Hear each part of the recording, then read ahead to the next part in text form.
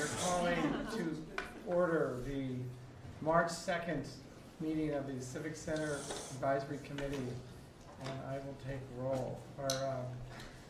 Corey, do you usually do this, or should I do it? Well, we have our city clerk here. She's got an important duty. Look at this. I can do it for her. Thank you so much. So I'm here. Fisher. I'm here.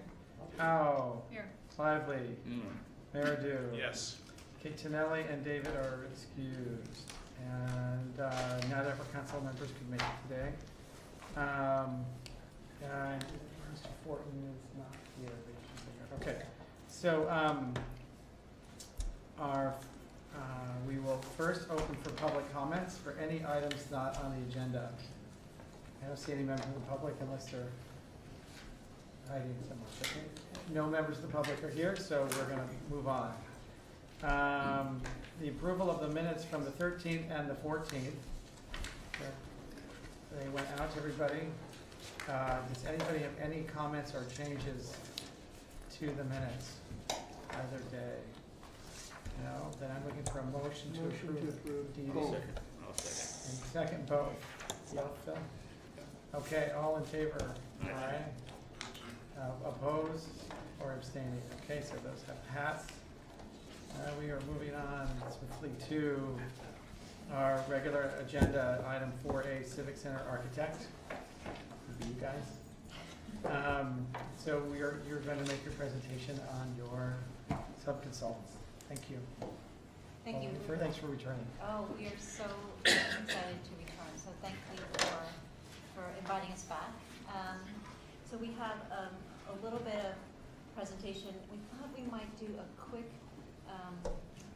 check back into some of what we do and respond to some of the things we've heard, which would set the table for Eric and Renee to present a little bit about a little bit of who they are, what they've done in the past, and then we'll kind of open it up for questions, of course. We returned, because you know we can't return empty-handed, we returned with just single-sided this time with our revised wonderful team. And there's some, I think Renee, if you don't mind pushing that over to Boyd. And there are some qualifications that are Well, printed. there's some right here in front. Oh, those are, These as well? yeah, if anyone wants to take, we know that went out in PDF, but it's, I don't think it did. I don't remember seeing it come out. Okay, so there Slide here. More are, yes, thought you were we getting probably away. do a little game. We each got one. I got lucky this time. All right. So, Okay. What's your sign on? So I can be Carol Merrill and sort of point. Yeah. Might be the only one who remembers. That's Renee. But- He's there. Okay. And that's Eric. Yeah, he's there. And how much time do you all have? Oh, that we should keep. No. Today is, you're not under a, You can entertain us for the whole afternoon. yeah, I don't think you want us falling asleep with it, so, We'll start. this is your day. Just kidding. We need to wrap up kind of our lack of subcommittee reports at the end, so, you have a good solid hour. Okay, good. I think we've got, okay. You don't have to take all of that. Thanks for adding that, Steve. You know I could, right? So I know you could, yeah. But Adam will start. I'll start. We've kind of gone through all this. I'm sorry, we don't have a clicker, so I'm going to kind of have to do it manually from here, if that's okay. But we put together just a really kind of brief presentation, just kind of want to quickly touch on some of the work we've already done. And really the point is just to say we've already kind of started talking to our consultants, these two gentlemen as well as others, just looking at some of the options and some of the concerns we've discussed prior, and I just wanted to show you some quick thinking around that, and then we'll go ahead and turn it over to Renee and then to Eric. So very briefly again, just to kind of recap, I'll go through these really quickly. We started again with your master plan, and everyone on the team has had a chance to review it and go through it. We understand that this is a starting point, but we don't want to get too far away from it. And we know based on our options that we showed the last time, and again I want to be very clear, those at the end of the day, those may not be anything like where we get to at the end of this process. We wanted to put that out there as just this is how we think. It's a window into how we think. Right. And again, just reviewing everyone on our basis of design. I won't have to go through the detail of it, but really we felt that this was really the core kind of diagram that we were able to discern from all the work you folks have already done in that master plan. So really quickly, there was a courtyard scheme, which was really looking at a one-story idea and below-grade parking. And again, just to kind of get a sense of what it would look like in 3 dimensions of a quick massing model. And then this idea of the civic space, we felt it was going to be very flexible. We wanted just to kind of recap that with an image.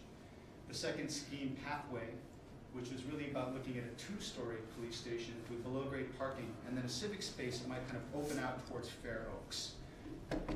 Library and town hall. One issue that's gonna come up today is Hetch Hetchy, or the SPUC, and Yeah.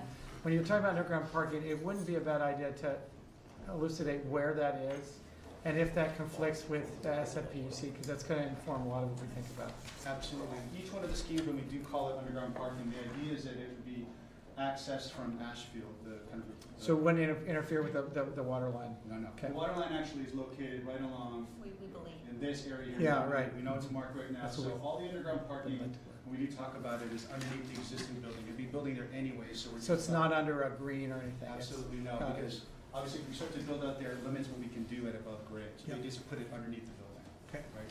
And that's a lot better synergy with the police functions as well to get that parking there, as opposed to having it adjacent to it. So then once again, taking a look, if you're right over Fair Oaks, looking into the site, the 2-story police station that kind of opens out towards Fair Oaks, a large civic space that spills out towards the intersection, and then the city hall, and then the council chambers kind of wrap around that civic space. And then again, thinking of what that civic space might be, kind of much more informal, as it kind of starts to welcome, create a very welcoming, open environment for the primary civic space of the site. And then the third scheme, Meadow, was really more about amplifying the existing park and driving that type of space all the way to the center of the site. It looked at a 2-story police station, a 1-story council chambers, and a 1-story city hall, but an at-grade parking area, secure parking area for police and staff, right, and what that might be like on the site. And I want to pause here just for 1 second, because there was a lot of comment. We received a lot of great comment after the last time we met about acoustic concerns, that all of our schemes really seem to open out towards the train tracks. And we've kind of gone back and talked to our acoustic consultant, Salter, office about what are some of the things we might want to incorporate now, or start thinking about now, to help mitigate that, so that we don't come up with an outdoor space that is actually unusable, right? We're not thinking far ahead. So we did really get a chance to meet with them, and it's actually quite interesting. Some of the concerns that they brought up had to do with landscape, but also had to do with a lot of other things, building material, site walls, and things of that nature. So we wanted just to see where those might affect some of these ideas. Right, so for the building interiors, right, there's very little concern on their part. They can build a library next to a train track, and they've done it before, and they feel very confident about that. And a lot of that has to do with the performance of that envelope, and then the types of materials you have inside that space, how the building opens out to a source of loud noise. But on the outside spaces, it's a slightly different conversation. The key issue is line of sight. You can see the train, you're going to hear the train, right? It's kind of a one-to-one. And so what we want to try to do as we move forward is start thinking about how we might break that line of sight. There are 2 primary sources of noise from the train. There's one at 18 feet high, which is the horn, and there's very little that you can do about that. That's going to happen at that elevation. There's not much control. The whole town can hear it. But there's another source at about 36 inches, which is actually the wheels, right? The carriage. It makes the most noise as it's hitting the tracks. So at that level, we have a lot more control. And so some of the options we may want to look at, and this, I'm putting down here screens and landscape, but it's really a sound wall, a mitigated sound wall. But those sound walls may not have to be 20 feet high, as you see next to the 101, but they could be somewhere as low as 4 or 5 feet, right? And you might be able to burn up with them. So there's a big conversation between landscape and acoustics that has to happen as we start to lay out these civic spaces and make sure we can incorporate landscape screens that might help kind of block that sound to some of these outdoor spaces. Also, the exterior shape of a wall of some of these buildings. If a 2-story building, if it's just a very smooth, flat plane that faces, you're going to get really a lot of reflection. But if that wall actually bends a bit or has lots of ins and outs, bay windows, dormers on roofs, things like that, that might have a huge effect on how that sound hits that surface and reflects back into an outdoor space. And then the third really key thing is going to be the material. Is it a glass wall versus a stucco wall versus a stone wall or a green wall? And so he's been working with Philip there, and he's already starting to think about some of these things we may want to use as we move forward with the design. But at the end of the day, it's really a tough problem to solve. The architecture has a lot to say about how high quality those exterior spaces are. So that's really going to be at the core of how we move forward with a lot of the design. So really quickly, just to kind of see what that might look like on the meadow scheme. You do have obviously the train tracks here. You're going to have a lot of sound coming into this large open space. So if there's an opportunity to create bermed or site wall there, what you start to do is get a lot of reflection up against those outdoor spaces. And we would want to look at that as we move forward. Another idea may be to look at an entirely different way of laying out the site. So here with this scheme here with pathway, one idea might be that we actually flip the whole building around, right? We start to try to create a cup space on the inside of the site. And this idea would be putting the tallest two-story police station closer to Station Lane, and then letting a one-story building with council chambers start to gather up a smaller outdoor space. And then we start to see, you really start to limit the amount of exposure that these spaces have to those train tracks, and also this building starts to act as a large deflector to the neighborhood behind. So we want to start thinking about these outdoor areas in that way. This kind of sets up these two smaller garden spaces, one protected by the library, which is between town hall and the library. If we can get that library to fit there, we can get some pretty, I think, more acoustically comfortable spaces. And the other space to the left, obviously, in front of town hall, in front of city hall. So again, the idea of, that's where our noise is going to be coming from. If there's a way to start to shield that site with creative landscape and creative buildings, we've really taken care of a lot of the acoustic concerns. Right? And the other key issue we've been speaking to our civil engineers about is obviously stormwater. I won't go into too much detail about it, but John Lays has been wonderful in kind of helping us out with some of the really primary key points. First is obviously going to be the fact that we're required to treat all our stormwater here on site, C3 requirements, and the best way to take care of that, most cost-effective way, is to deal with it on a landscape-based way to do it. I can let Renee touch on that a little bit later. There's another one here. The other key concern, almost as important as one, but not quite as important as the first one, would be basically the fact that Atherton has a really tough drainage situation, right? We all kind of know that. We've all done work here before. And so that really the site has to take care of both a 2-year and a 25-year storm event. And really, again, the most cost-effective way is to think about what we have here now that can help with that. So the first would be how do we retain water, detain water here on our hardscapes, which would be looking at under roads, looking at ways to create gravel rock beds for storage, or looking at obviously our softscapes for bioswales. And it's something we did a lot of at Sacred Heart. It worked quite well. Another point would be we need to be cognizant that we have to convey 100-year storms through the site. And we have kind of a barrier here, which are the rail lines. So that's going to be another key issue we want to start to solve very, very early on, is how we move water across the site. And then there's one nice opportunity here. There is a storm drain here on site, which I guess most of Atherton doesn't have. And so that presents a wonderful opportunity where we can start to detain and hold as much of the water as we possibly can. But if there's a huge event, we can actually use that to kind of get rid of some of that water. So it's actually going to be a benefit to our site. This is kind of a wonderful diagram that we start to look at, and we'll present this a little bit further in detail when we get a chance to meet with more time. But it starts to look at all the different alternatives on the left, from a rain garden, flow-through planters, pervious pavement, rainwater harvesting, and green roof. And it starts to track them with cost, just upfront cost opportunities, the O&M cost annually, the effectiveness of detention, and quality. So as we go through, we'll analyze this site with our landscape design and apply this across the board to really kind of get a better sense of where we're investing money and what the bang for the buck is at the end of the day. And so just looking, we'll take meadow scheme as an example here, just to kind of recap what we talked about. There is a lot of hardscape here that we can really start to take advantage of. Granted, not over the property line, but all that red indicates opportunities where we can start to detain. And then the next level of kind of detainment opportunities would be in the pathways. How much hardscape are we putting down there, and how pervious can we make it? And I'm going to interrupt you guys. This is super detailed, and I think today our #1 focus is on your team. Oh, sure. Okay. Yeah, so This is all gonna be really, really important One more once we slide. get into design, okay. That was the last slide. I told you to wait. Okay, yeah, I was just wait a little bit longer. With that matrix, I was like, oh boy. No, no, no. That was the last slide. Okay, I get it. You thought he was gonna go through each square, didn't you? I was getting really nervous. morning. I'm waiting for the lead diagram to come out. Well, we brought a checklist. Yeah. Thank you. Good point. So, my name is Renee Behan. I'm a principal with SWA Group, San Francisco. We have a studio with about 25 professionals in it. We have a sister studio in Sausalito that has about 42 professionals. So, more or less 70 professionals here in the Bay Area. We've done a number of civic centers and public use spaces down in the peninsula and greater Bay Area. I'm going to show some of these. When Adam called me, I was super excited because I really like working with WRNS and Adam in particular.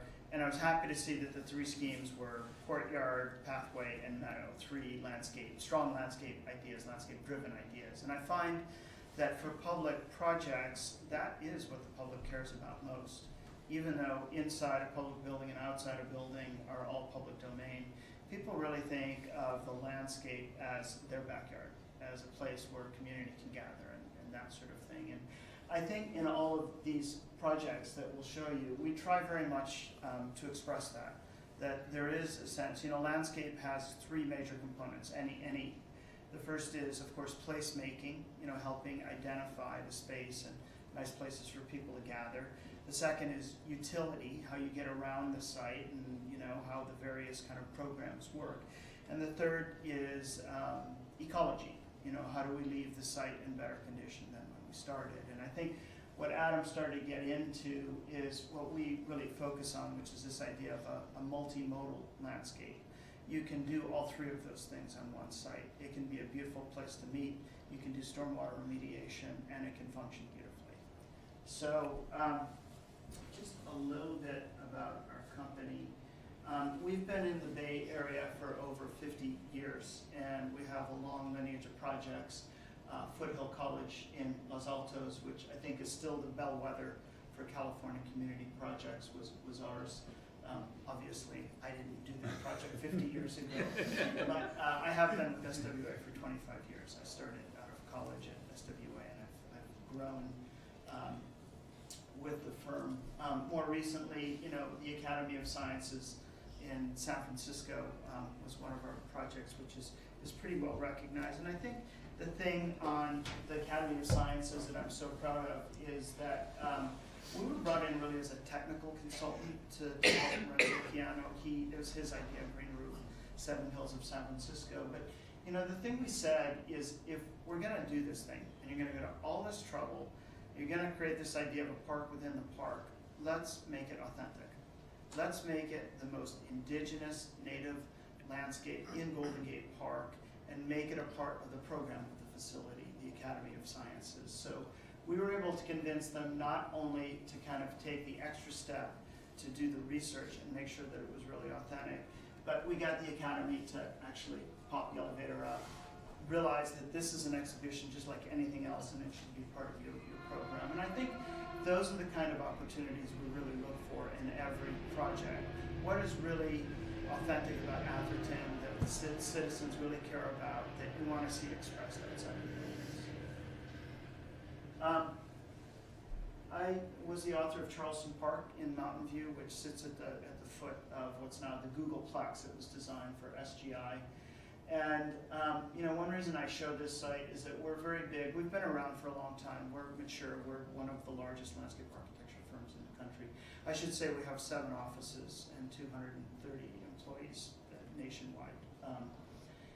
But we do post-occupancy, and last year we did post-occupancy on this project. Every 15 years we do post-occupancy, so I met with Randy Suda with the City of Mountain View, who was the planner in charge of the project when we implemented it. And it's so great to have all of these projects in the Bay Area and to learn so much from their life cycle. I mean, obviously the big thing in this project wasn't how it performed technically, but the fact that when we did it, Google didn't exist, and now they've purchased all of the land around it. and the city wants to know how can we bring kind of the public back to this project, which is surrounded by a single user.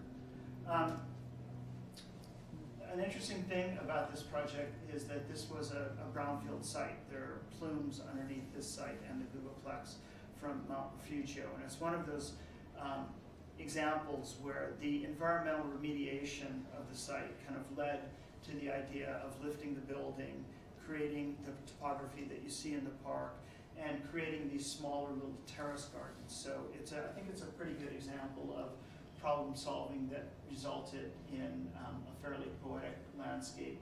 The city really drove the program for this. They wanted a passive park, but one that they could hold Friday night jazz on, and there's a half-size soccer field in the site. Very much the idea of seasonal color and a way to express the seasons was very, very important to the city at that time, but also creating small spaces as well as kind of the large planning strokes that bring you across one site to the other. So again, this is an example of the project is very graphic, and our client SGI funded this project and they wanted that graphic component. But there's also a very strong environmental and a very strong programmatic placemaking element for the city involved. We recently did the Emeryville Civic Center in Emeryville. It's a very small civic center, and they restored a historic building. And it has a very tight, kind of compressed courtyard with a little water feature. This is kind of doing a lot with a little. It's a little space and kind of a funky building. But the outdoor space is very public. It's one of the few places in Emeryville, in fact, where it feels like a functional city that people can actually gather. Edges and flexibility are really important to civic spaces. They need to have boundaries that identify inside and outside the space, but they also need to set up for big events, but work very well for small events day to day. And I think a little bit of poetry goes a long way. Quite a few years ago, 15 years ago, we did the Cupertino Civic Center, and that very much functions as a neighborhood park for that part of Cupertino. It's a pretty simple project, and back then Cupertino was not the kind of financial powerhouse that it is today. But again, this idea of edges and corners and places for people to meet. I mean, a lot of people when they come to city halls arrive early, as I did, and having a little respite, is something that's good. And I think that the Civic Center should feel, it should have a park-like character. I think one of the most interesting things for me in the Bay Area is that I think sometimes landscape architects try a little bit too hard with the design, and they forget just how beautiful it is here. We have beautiful soil, beautiful light, great quality water. We can grow a variety of plants and have beautiful seasonal color, as well as high-performing landscapes. We've done a number of projects at Sacred Heart in Atherton, and these were actually done by my partner, Mark. I didn't do these. He worked with Michael Thacker Architects. But I think that universities are a lot like civic center spaces, because again, you can't go in there with an axe and kind of make your project fit. This kind of design work is more of working with a scalpel. And you want to place make, but you want to make sure that you're not kind of disrupting the rest of the campus. And I think with all of this work, there's always these big planning diagrams that need to work, the kind of diagrams that Adam just showed. And the landscape oftentimes drives those things, how you circulate through a site. But at the same time, there needs to be a sense of both kind of regional landscape, but intimacy, kind of working on a large planning scale, but also on a smaller garden scale.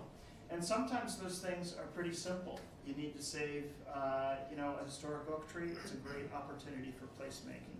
It's a great opportunity for storytelling.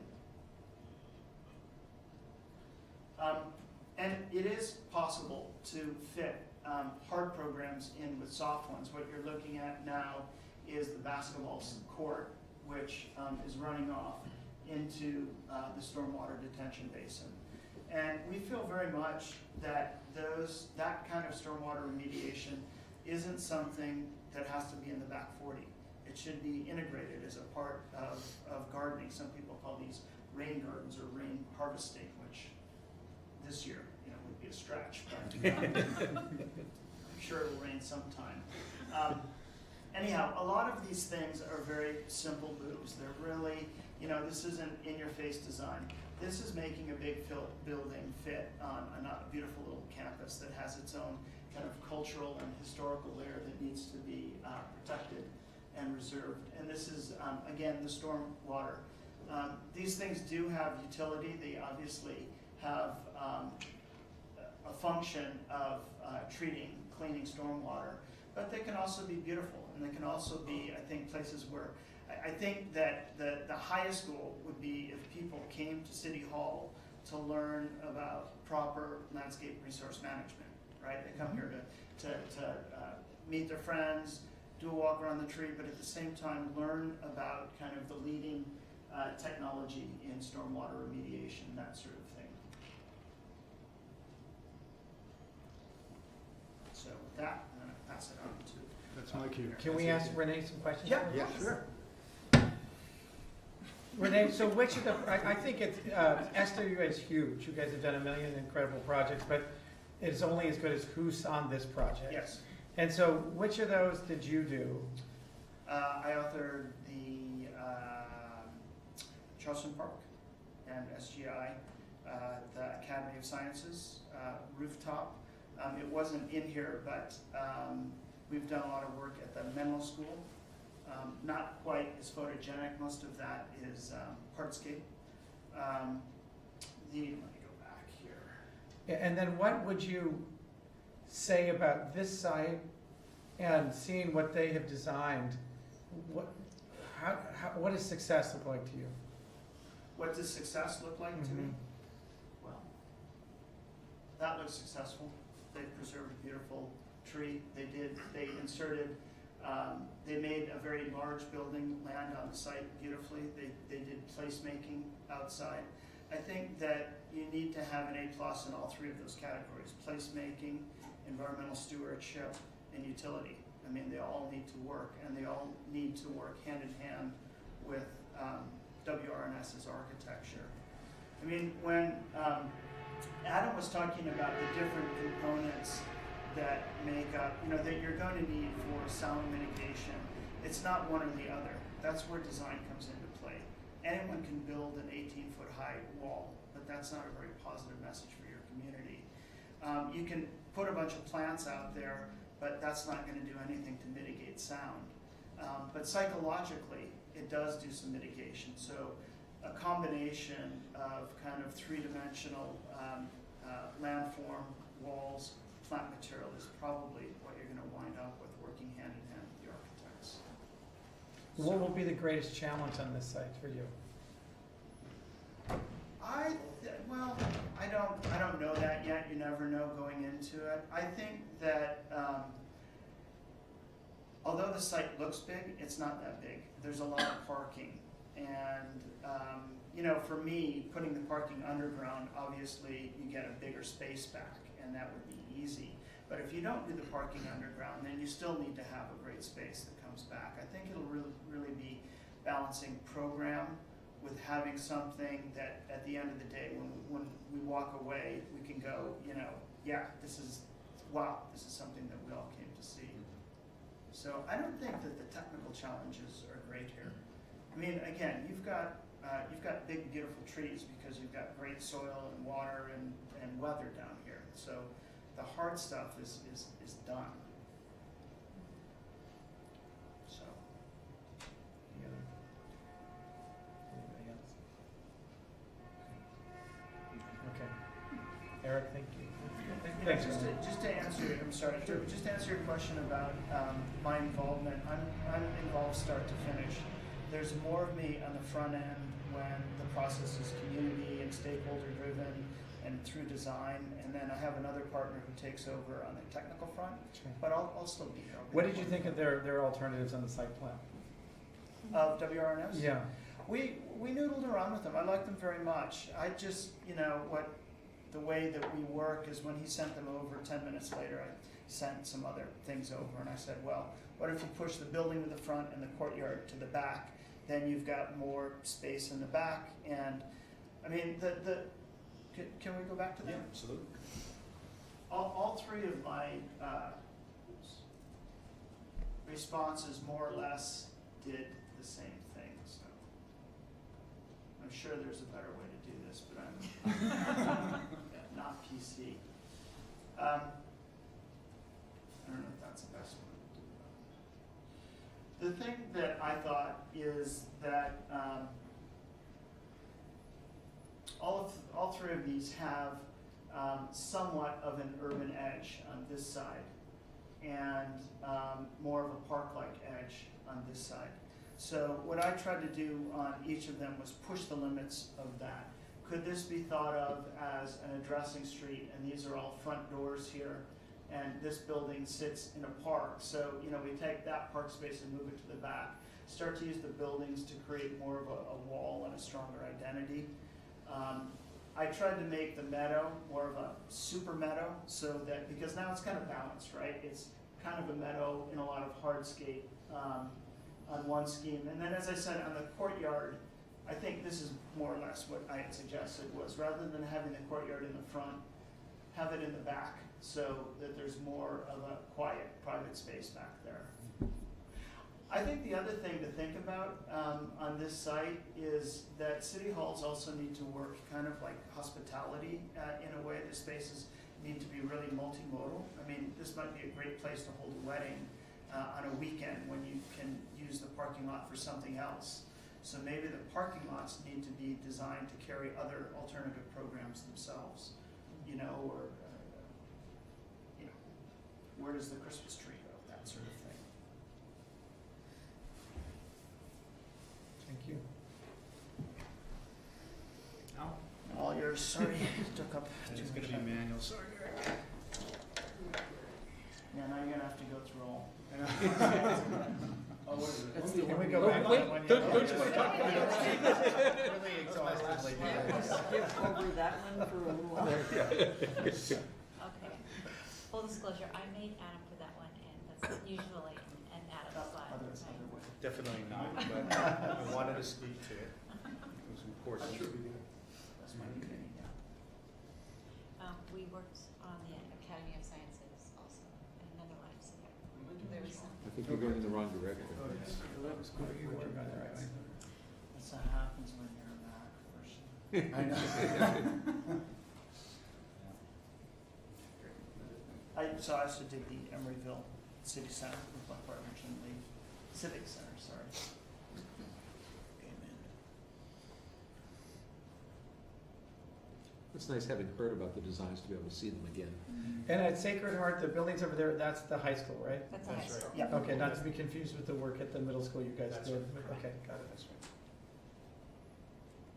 Why didn't you call us for those work?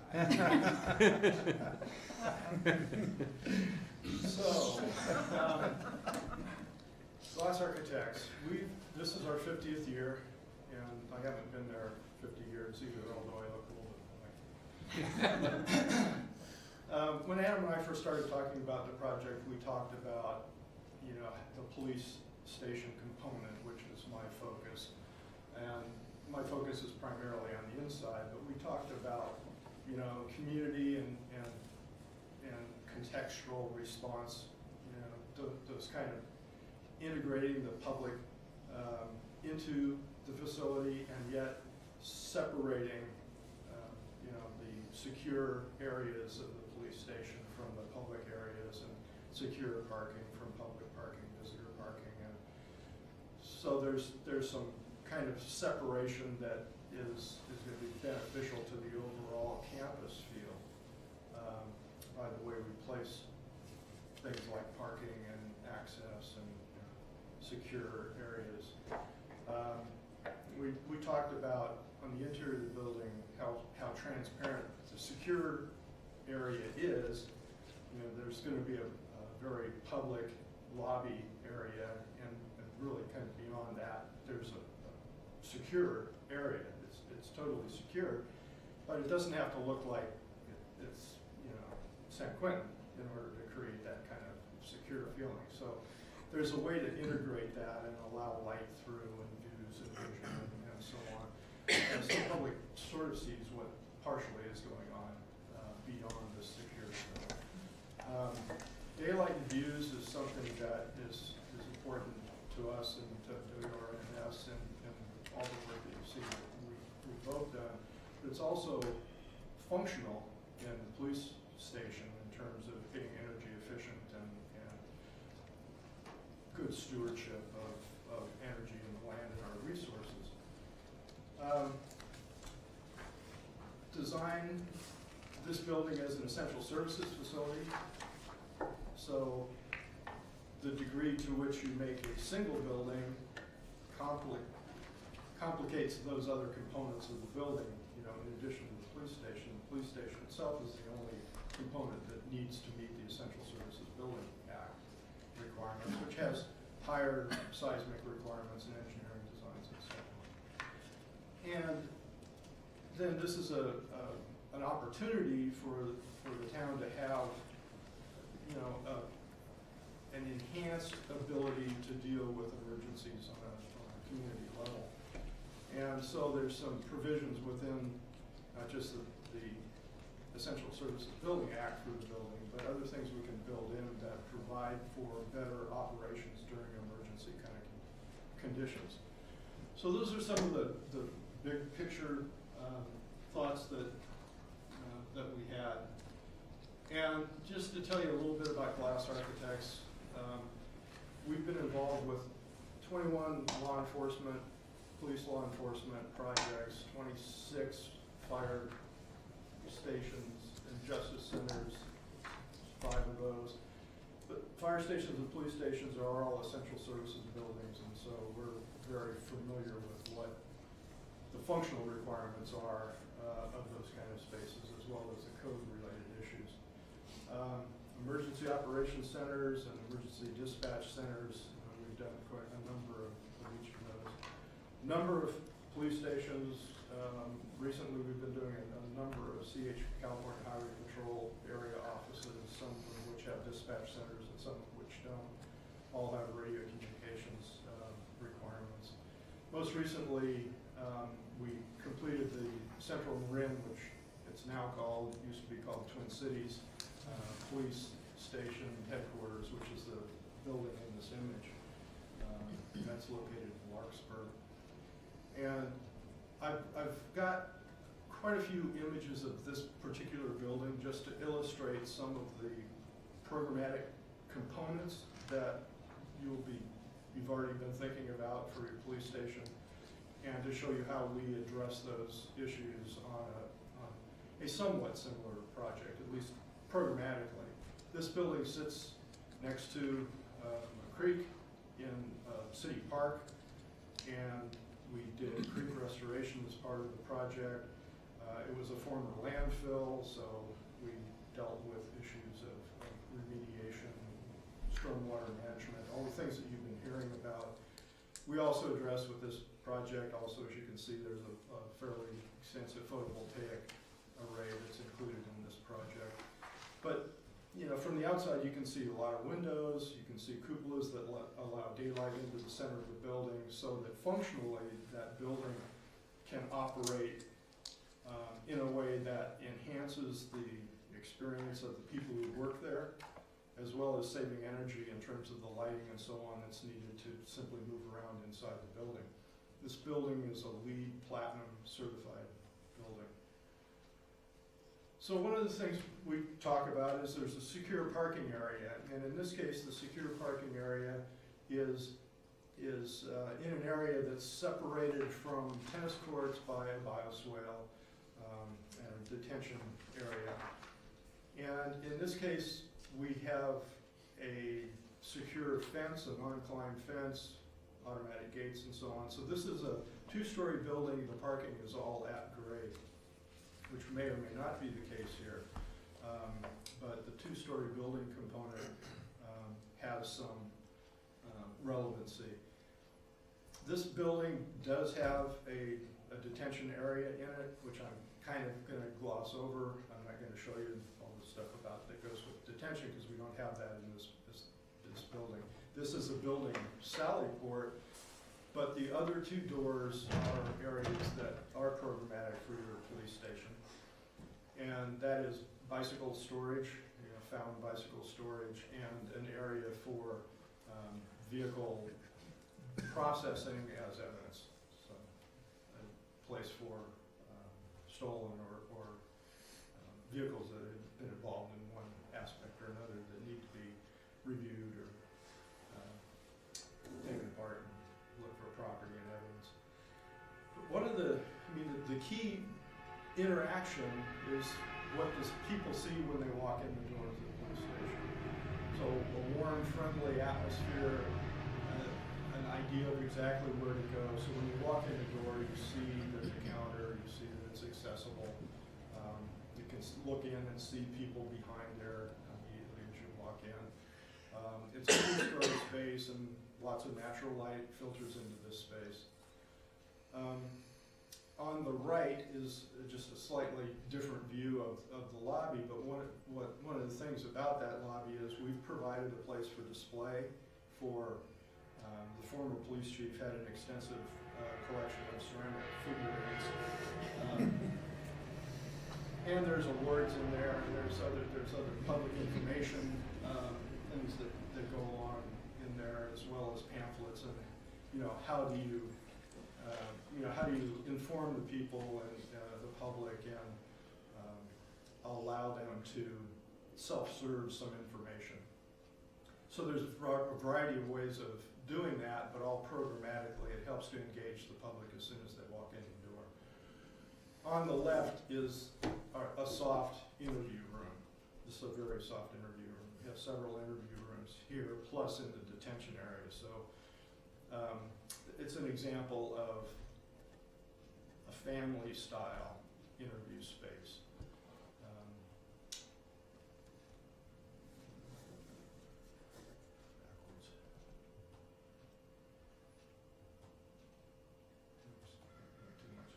So this is how the reception area is separated from the lobby. What you see there is ballistic related rated glazing.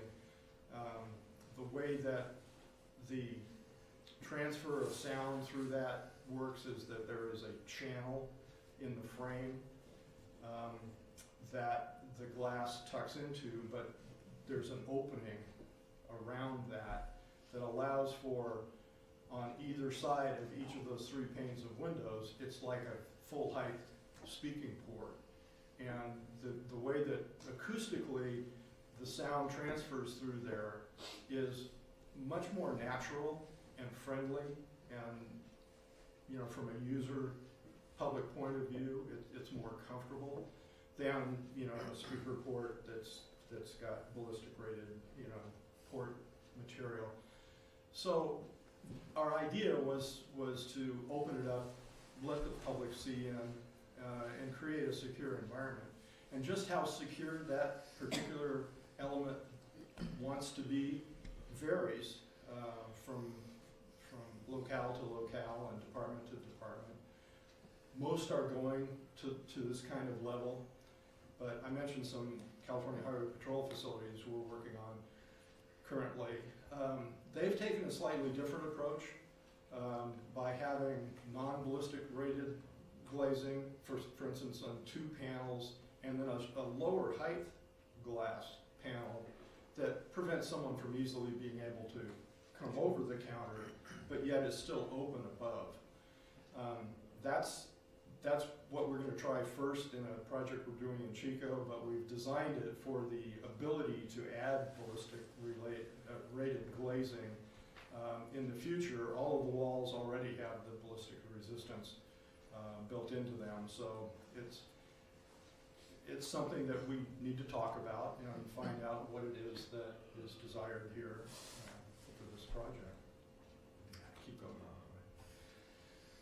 So one of the other spaces that's right off the lobby is off to the left, the doors that you just barely see there. This is a training room, an emergency operations center, but primarily it's a community room. And it's a multifunctional room that has technology built into it that allows for training for the police officers, for their board meetings. It's a JPA, so they have board meetings in this space. But it's very flexible. It has storage for all the furniture built in. So storage is something that's really important, that we'll emphasize throughout as we talk about programming. There's a little area that has a place for a sink and a coffee maker, and donuts. There are always donuts in all of our meetings. I know it's cliche, but we did it at every one of our meetings. And it's a nice space. There's natural light again that flows into the space, and it's a comfortable, flexible space. You can use the technology in a whole variety of different ways in that area. This is on the upper floor, and it's the reception area for the administrative functions, which are located on the upper floor of this project. There's a chief's office, which has great views, lots of natural light. The second floor on this particular building is narrower than the first floor, so that every occupied space has windows and natural light. And the corridors that run down through the middle are daylit by those cupolas that you saw on the exterior of the building. Yes. So directly adjacent to the chief's office, which does have a small conference table in it, there's kind of an executive conference room that is accessed. It's directly adjacent to the chief's office, but also accessed off the main circulation corridor on the upper floor. And you can kind of see through those windows and see the natural light washing the walls. That's from the cupolas above. So this is the sergeant's office. There's 3 sergeants. There's a window in the back there that looks into the report writing area. So this is downstairs in the patrol area. There's a strong relationship between the sergeants, the duty sergeants, and reports and officers coming in to write reports while they're on duty. This is a shot of the report writing room itself. You see the window between the sergeant's office and report writing on the right of the screen. The blinds are controlled by the sergeants, not the patrol officers. But they like this space very much, and it used to be that we had reams and reams of forms and stacks of forms that had to have places to be filled out, and everything's done electronically now, more or less. So what you see is a fairly clean space that can also serve as a small conference area for patrol. This is the Hill Street Blues briefing room. It's where the officers come, before they go out on duty, and it's a room that you think could maybe double with the training room that I showed you, that community room. Except there's some things about this space that suggest that it's a separate space.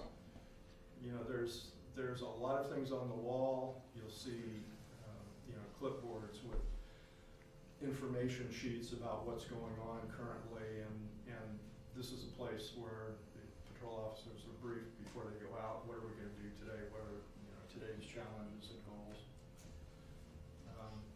And again, there's technology built in here. This is a fairly small briefing room, but it's on a scale probably of what you're looking for in your police station. There are 41 total employees, officers here, and the building was designed for, they project a very small expansion over the next 15 to 20 years of about five additional staff. The building is about 17,600 square feet. So it's similar in scale and scope and so on. So this is a processing area, evidence processing area, and what you see on the left are secure pass-through evidence lockers, so once the evidence is prepared, bagged and tagged, and placed into those lockers, it can no longer be accessed from the lobby side and is accessed from the inside of the room. And in the center bottom of that, you see some refrigerated capabilities for evidence as well. And this is the inside of the evidence room itself. We used a compact storage system to maximize the amount of evidence storage inside of the space. Just on the very right, you can see some doors that open, and that allows the access to the rear side of the evidence lockers that I showed you from the outside. Evidence processing area, drying cabinets and refrigerated storage, also a part of this evidence room. I don't have a picture of the large property storage. It's directly across the hall from this with an exterior access so that large property can be directly brought in from the exterior from within the secure parking area. Radio chargers, technology's changing, but radios and flashlights, chargers are still an important component. Across the hall from this, I didn't take a shot of it here, but is the mail slots, cubbies for everyone. So this is in the center of the patrol area, directly adjacent or closely adjacent to the exterior patrol entrance. And the patrol entrance is directly off camera to the right here, and these are cubbies for storage of the go bags and various protective equipment in here that the officers will grab on their way out to the vehicles on their way out the door. And then finally, a small break room, again with natural light. We actually have a patio outside the area that is also outside of the community room, so that community room actually opens to an exterior room. So the things that I'll be involved with, and I will be involved personally in all aspects of the project, primarily is programming and some conceptual design and making sure that we get the elements identified that we need going forward in the future, making sure that the interior is as functional and easy to manage and low maintenance as possible. Those adjacencies are really critical, and the circulation that allows those adjacencies to do just that, circulate easily throughout the areas that are necessary. That's the kind of things that we have done a lot of, and that's why I'm on this team. Any questions, comments?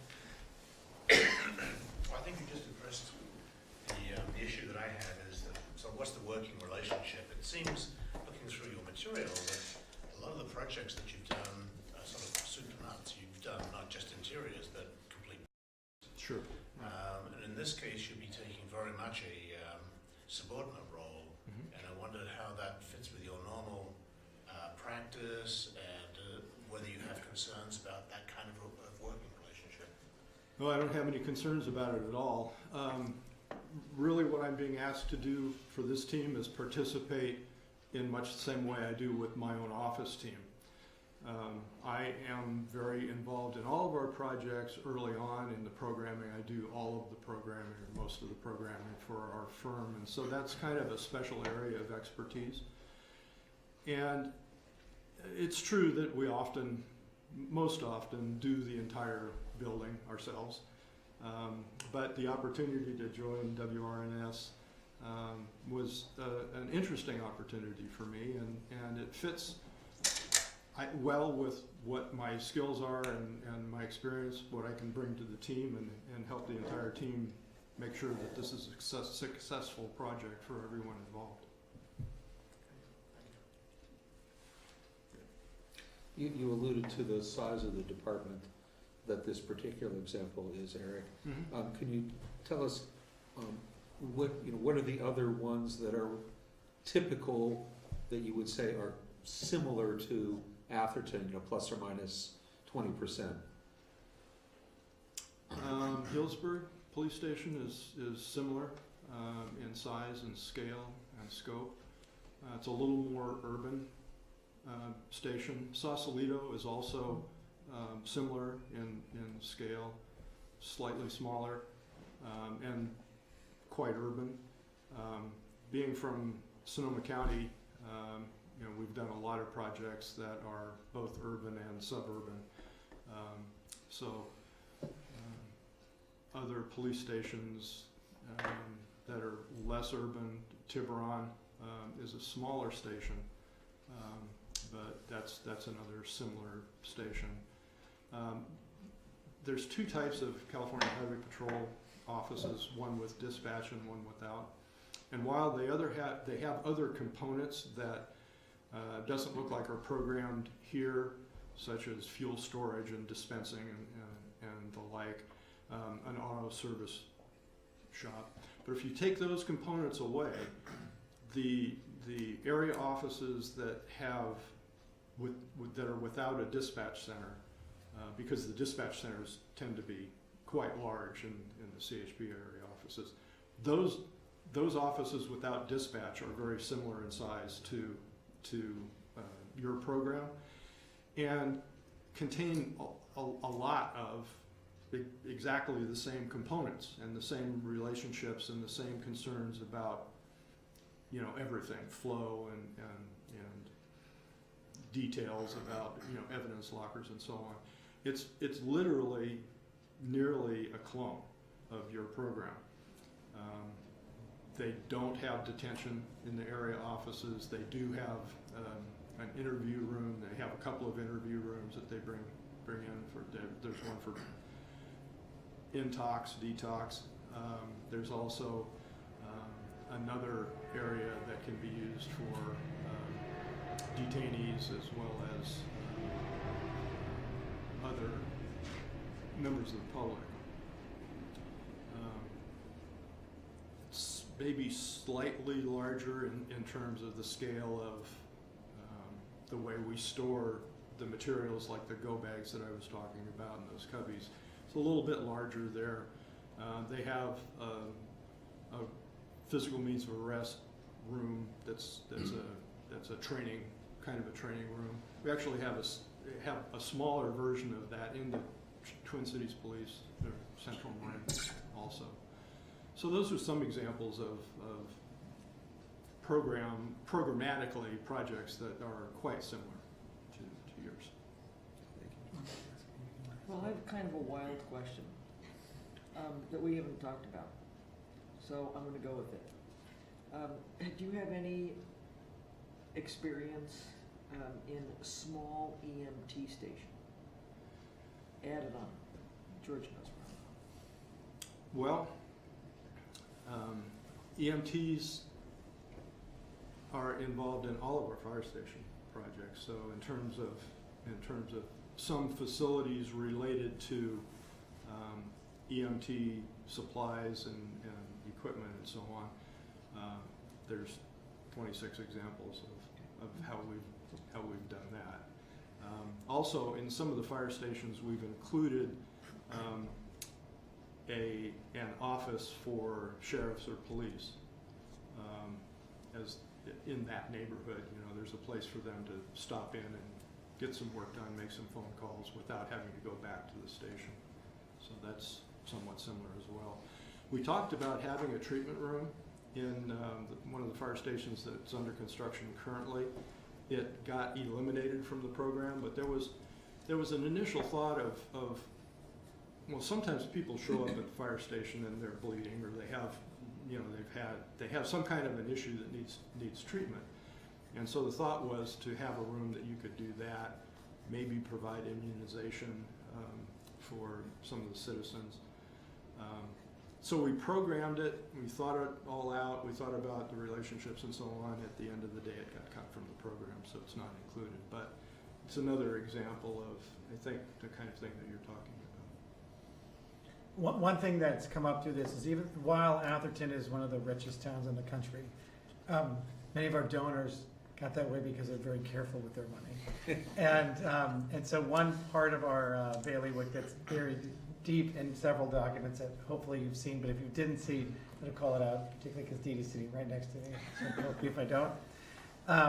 Is that, talked about money yet. that's right, we need to evaluate the square footage need of the police station. And what do we really need for a town this size? And Eric, how do you feel about your ability to do that objectively?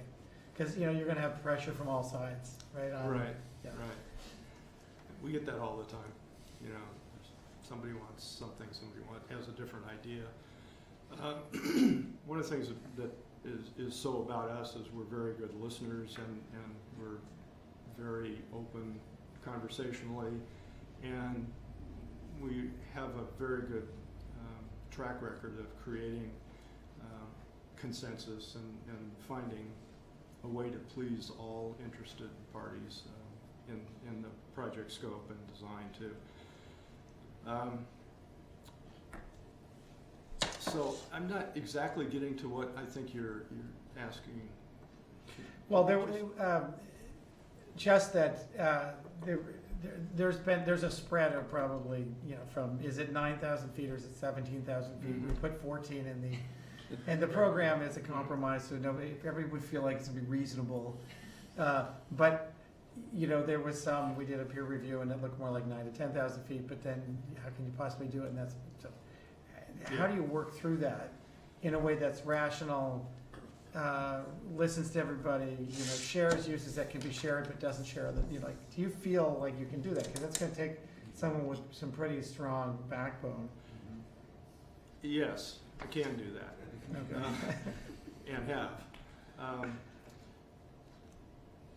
The size of the station is there are metrics that you can use to compare to other districts, other towns, other cities, based on the number of staff, the number of sworn officers, the kinds of calls you get, the frequency, the number of calls you have in a year period, the types of property that you receive and have a need to store. That's a big component. I mentioned bicycle storage because in every city that's an issue, and it's never large enough.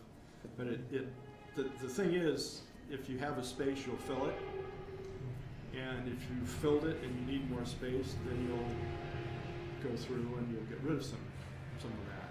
So there's some strategies that we can talk about and sort of fine-tune the area requirements of each space.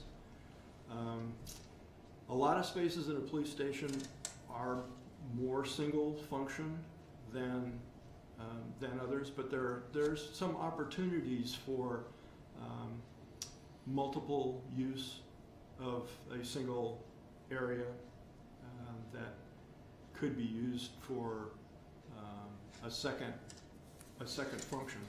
The briefing room is a great example of that because it's used for a short period of time in a day, morning, at the beginning of shift. And the report writing room is used on a kind of a different shift. Those are the patrol officers on duty that are coming in, sometimes at the end of shift, but there's some potential overlap that you could talk about and consider and figure out how to creatively design so it actually function for both needs. That's just one thought about if we talk about trying to get multiple use out of space, that's a way to save space. Thank you. I think my job's a lot harder than his in that category, because I think people are very emotional about landscapes and they have very strong feelings. And there's a wide gap between the environmental side of there should be no water taps on the site whatsoever, and this is really a garden community, and lawn and primrose are the indigenous landscapes. So I'm well versed. Got it. Ready to discuss that. Any other questions for anybody else? Okay, great. Pauline, did you want to wrap or what? No, I just thank you again. It's been fun, actually, to have this other conversation, and we are really excited to be back here and hopefully back again. Gordon, what did you want to say? Are we going to dismiss these guys and let them go, and then we're going to talk, or do you want to report on that afterwards, or talked about their? You know, everything's recorded, they Contract. watch us afterward. Yeah. So, Yeah, but it's always easier if they're not here. it is Imagine. perhaps a little bit easier, but, you know, I'm very fortunate, you know, I was talking, you know, earlier, great team, my colleague, you know, Chief Flint will talk about the references that he checked on, and, you know, they can sit here and bask in the glow or cower depending on what he says. And, you know, the same, I checked references on SWA, Ed checked them on Glass. Would you prefer to do, should we let these guys go? What do you prefer to do? Gordon? It's really up to you. I mean, they're welcome to stay, but it's probably a little more comfortable if we don't, but, you know, if they leave, but. They can but watch it on you know, TV later. Yeah, they can watch it on TV later. Yeah, sure. I've not seen this group be inhibited. But you guys aren't. Adam's watched I've everything we've watched done. Twice. Yeah. At least. We told him to get a life. Yeah, I know. So, Okay. we don't need to keep them, and they Okay. have, you know, miles Would to you go guys rather before they stay or sleep. take off? We can hang around if you want to call us back for questions, otherwise we will let you guys, either, well, Yeah, we pressed okay. years ago. Yeah. But we're happy to Yeah, give because them. we're not gonna get into the detail of their, you know, their fee and scope, but I'll have to get into that with them, and I certainly share that, you know. But well, let me remind the committee what we're doing. And we also are gonna, you know, I'll also make the report on the SFPUC interactions that Okay. I've had since, so. Well, before you guys leave, let me just remind the committee what today is about, and then kind of, so we don't, oh my gosh, we should ask, we have to schedule another month. So, if you all remember, we had chosen these guys as our first team, but they had 2 changes to make with subs. And so the default, well, not the default, there's no default, but when they leave, we're gonna vote on, do we go ahead and recommend these guys to council to move forward? Based on the interviews we just heard. So if you felt like there's anything else you need to hear, this is the moment, so we don't call them back again. So, No, I'm good. everyone's good? Yeah, I think my only issue is just, you know, the working synergy, and how you'll build that with new team members. You clearly work with your other people a lot, but new people who are absolutely essential components. So, clearly you don't feel there's any issue. That would be good for you to talk about, yeah. Sure. I mentioned that we worked with SWA on the Academy of Sciences, so that goes back quite a long time. And then we have personally, Renee, Adam and I, and others, worked on a couple of efforts. One in the Presidio in San Francisco, and one down in Richmond for Salvation Army. And one, I guess, we're doing some work in Mountain View. Well, who isn't, I guess, these days. So we have we feel very comfortable, and we are very thrilled to work with Renee again and his group. So we feel very solid about that. Eric and Adam and I have had discussions over the last couple of weeks, so thank you for the time, because we really wanted to give each other time to sort of play together in the work, and we find a good chemistry. I hope you agree. And actually even a nice synergy in how we view work, and what it needs to balance. So I'm excited for that opportunity. And I think you can tell within the first 2 times together, you know, because you had amazing teams with great skill, all of them. But really it's the chemistry that needs to be in place, because there's a lot to do. So basically, you know, schedule-wise, nobody here has any issues with regard to scheduling their work time. You know, I mean, this schedule is kind of floating too, you know, needless to say, but you all feel comfortable with just going with the flow and Yes, and, Okay. you know, we've had that conversation, Pauline and I talked specifically about schedule, and I wanted to make sure that I was available when you Right. needed me, and that all worked out, actually worked out very well. okay. So And- we have talked about that. And I'll share, I'm working with the city manager because funding is not all in place unless one of you plans to be writing a large check. Okay. Pardon? Yeah. Anyway, Pauline has been good enough to structure their fee proposal, in such a way that we can take it up through part of schematic design, or, depending on how much money is available by next week, the week after, get it all. We go all the way through schematic design perhaps, but we can go that far, and then hopefully, because we'll have both the meetings in the community, which will generate a lot of interest. Hopefully that, it'll be seamless as money will just start pouring in, because we know Dee Dee has a silver tongue, and, that's gonna be. And the beautiful drawings that'll be coming. Right, yeah. and the drawings that we'll have, so that, we can keep on going, but, so, we have enough money to get them started and well underway into schematic design. Okay. So I thought I'd mention that. Oh, good. I mean, so they understand the complexities, financial complexities of this, and can work with it, and are all okay on board. And I think, yeah, yes. Yeah. The one thing I would ask for you guys, because if next time we see you, you're probably engaged, I'm hoping, or we're pitching for you to be engaged, is we are, the scope of work, the services, that thing was exhaustively developed. And we have been pretty rigid in sticking to those things, so I would take that seriously. Because nobody likes a surprise, and we've kept the project moving by no surprises to anybody, and sticking on that. And two is, I know you're starting to think through, well, how would we change this thing? This group's not had a chance to, these five plus the other four who aren't here today haven't really had a chance to talk to you about plans yet. We've been pretty good about holding back comments on plans because we're trying to just interview firms. So you haven't really heard from us yet. Right. So I wouldn't start making a bunch of changes and then come back and we've solved all the problems and we're ready to go. You ain't seen nothing yet. So now that you've asked me for questions, if we're all on the same team, how fast can I get imagery that we can start including in our packets for fundraising? Right away. Thank you, that's the answer I need. Absolutely. And that's part of the design process rendered up, so I think that's right. How- Would we give them, we shouldn't give them feedback today, right? We should let them go, have our discussion. And It entirely, it's not on the up to agenda, you. is all. right.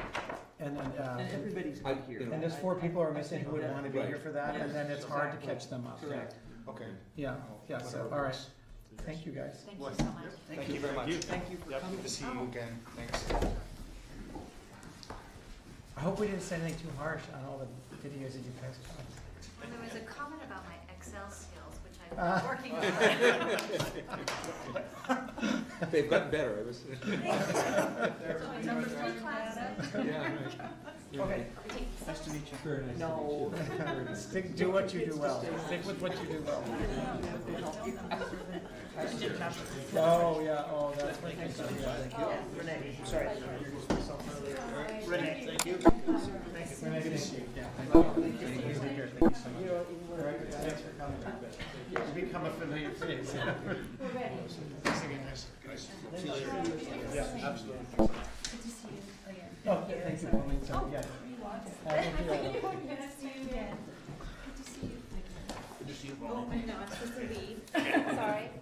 That's okay. Once you shake hands, you can't stop. Right. It's Like toast. Did you guys want to do Can we that? have, can we have a 2-minute break? Sure. Thank you. How many 2-minute break? Minutes? Well, Yes. Sometimes you need a 2-minute break. Actually, grab a glass of water. Yeah, where are the donuts? Donuts. I was thinking it would be more appropriate to have cupcakes. Oh, cupcakes. Boo. Chief, you don't have a porcelain collection. Yeah. That was interesting. Porcelain of what? He didn't say what the porcelain items were. Oh, yes. he Whether did. they were police related and like I'm- historical, or I'm if they were guessing just they were, you know, salt shakers. or police something. bubbleheads or no. Yeah.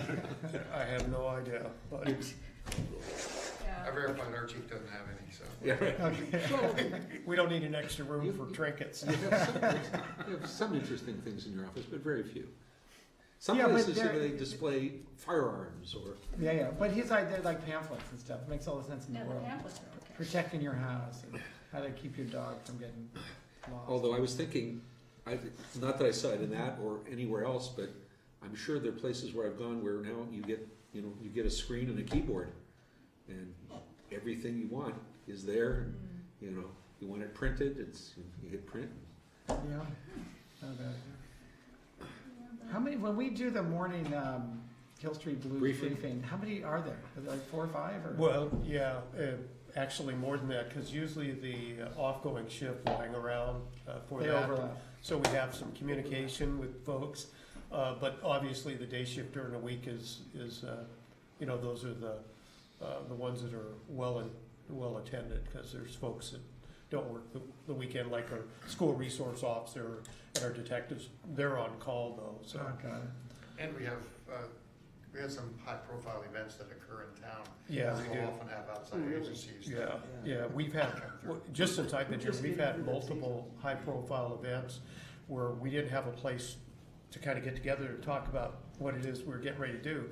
And a couple of them we actually had in the garage, because there just wasn't any place for 25 people or 15 people to exchange information, sit down without coming outside the police department to, Yeah. you know, maybe Right, Multiple. if it's to get secure the banquet environment. room at Denny's or something, I don't know. Right. but- And it is not unusual with police stations and fire stations to do just what Eric was showing, which is a room off of the lobby that can be secured, you know, without going into the rest of the police station for community meetings, so that you can have it accessible to the community during, you know, nights or weekends or whatever, and then, but accessible to the police for their One of the operation. comments that Eric made that is absolutely so true, when you walk through any police department in any community, small or large, you'll go into areas where it doesn't seem that much is going on. But all of a sudden, something changes and some function that has to occur needs to occur in that room, and all of a sudden, there's somebody in there booking evidence or checking in property or dealing with a prisoner, or like the soft room where you have somebody come in on a domestic violence and there's children involved. You want something that's a little softer, but then you want hard interview rooms. So he touched on a lot of things that are very important, and yep, you can take a look at the calls for service and the level of that, but, you know, oftentimes, that can be misleading, because just because you don't do as frequently as, say, the department down the street, you still have to do it when it happens. So you have to kind of weigh that out, cost-benefit analysis. I think, Chief, do you want to go ahead and do the reference calls on the police? I think that'd be appropriate. Yeah, absolutely. Yeah. I was asked to look into Glass Architects, and specifically Eric Glass, and there were 4 of 5 references that I received, I was able to talk to. And the projects ran the gamut from police facilities, fire stations, courthouse, civic centers, with city and county. So it was pretty diverse. But everything that I received, and there were a couple of small negatives in there, but everything was really positive. All of these agencies and groups seem to have fairly long-term relationships with Glass Architects. You know, like a 10-year period from trying to get a bond measure through to community outreach to the design phase to the construction phase, and to move forward. So it was kind of interesting talking to them. So the 4 that I interviewed was Todd Cusimano, Chief of Police from Central Marin Police Authority. That was a police station headquarters. A Mr. Mark Hine, Division Chief of Nevada Fire Protection District. That was a Nevada Fire Station. Miss Mincy Chen, Public Works Director, City of Union City, and that was a fire station. And then finally, Mr. John Hopkins, GSA Director, County of Amador, and that was a administrative center, a courthouse and a remodel of one of their other buildings. So just to kind of give you an overview on Union City, Chen had very positive comments about Eric Glass and Glass Architects. When she was hired about 10 years ago, public work director, the city had just hired Glass Architect to design and construct a new fire station. Although she did not work directly with Eric, she did work with two of his primary associates on two separate projects, the fire station and a police substation remodel, and those relationships were described as excellent. Ms. Chen said that the staff from Glass Architects was very easy to work with, very knowledgeable, flexible to changes, and provided alternatives from which to choose from when facing critical decision points. She was particularly impressed with their detailed and accurate cost analysis. During construction, there were some minor changes that the contractor managed very well. There was also a major amendment to the original contract with Glass Architects initiated by the city, which was handled professionally by the firm without unnecessary conflicts. Both projects were completed on schedule and within budget.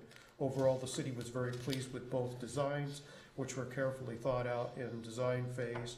The only defect issue was the roll-up door on the fire station, which was more an issue for the door manufacturer than the architect. So that was one fly in the ointment. But overall, they would love to work with Eric again and Glass Architects. So Nevada Fire Chief Mark Hine talked to him. Mark began his conversation with me by commenting that he could not say enough positive about Eric Glass and his staff and gave them top marks. Eric is, quote, Eric is super easy to work with, flexible and very professional. The city of Nevada has had a long-term relationship with Glass Architects as they designed and constructed their main fire station in 1988 and 1989. Prior to the design and construction phase, it was necessary to meet with concerned residents of a well-established neighborhood that backed up to the building site. Eric did a great job listening to residents' concerns, answering questions, and incorporating their input into the design of the facility. And this was their second fire station. Eric is always very respectful of city staff and residents. As to flexibility, Eric made some major design changes to the original building plans during construction without complaint or additional fees. It's all in customer service with Glass. That was their comments. Additionally, the city made a couple of amendments to Eric's contract, which caused a delay in construction, but Eric took it in stride. As to whether or not they would use Glass Architect again, they are already considering Eric for several capital improvement projects. John Hopkins with Amador County, that's the county that had the administrative center, 56,000 square feet, courthouse, and some remodels. John had very high praise for Eric Glass and his associates with Glass Architects. Amador County had a long-standing relationship with Glass Architect in the design and construction phase of two multi-million-dollar facilities, which had to be completed under the order of a federal consent decree. So they were up against the court saying, hey, you will get this done. John said that Eric was great to work with, was flexible when appropriate, and very responsive with needs to the county. Eric is very polished in his presentation skills and was excellent in public meetings and community outreach efforts. One of John's key associates was on the job every day, and Eric would show up on the job site once a week. That should be Eric's associates was on the job every day. The architectural design of the building turned out masterfully, is what they said, incorporating a well laid out one-stop shopping environment for multiple county departments. The project was completed on time and under budget. In fact, John said that they didn't even have to tap into the 5% construction contingency they had set aside. John said he would not hesitate to hire Eric Glass and Glass Architects for another project. And then my last one was Chief Todd Cusimero from Central Marin Police Authority. The chief worked very closely with Eric Glass, who was initially hired to assist with the needs assessment for the department and the entire infrastructure. He said Eric is amazing at cutting through the clutter and confusion and getting to the issue. He's a master at problem solving and getting things accomplished. He always gives you several options to solving a problem, leaving the final decision to the client. Eric and his associates at Glass Architects were easy to work with, flexible, and their follow-through was outstanding. Work order changes and scope of work modifications were not a problem. The project manager and contractors were excellent and great to work with. The police facility was completed 6 months ahead of schedule and $2 million under budget. From 2005 to 2008, Eric worked side by side with us through a $20 million bond measure to fund an 18,000 square foot police facility. He was with us all the way from the needs assessment, community outreach, and countless regular and special city council meetings, as well as the design construction phases. Even after the project was completed in 2012, we still hear from Eric today, as he will occasionally check in with us to see how things are going.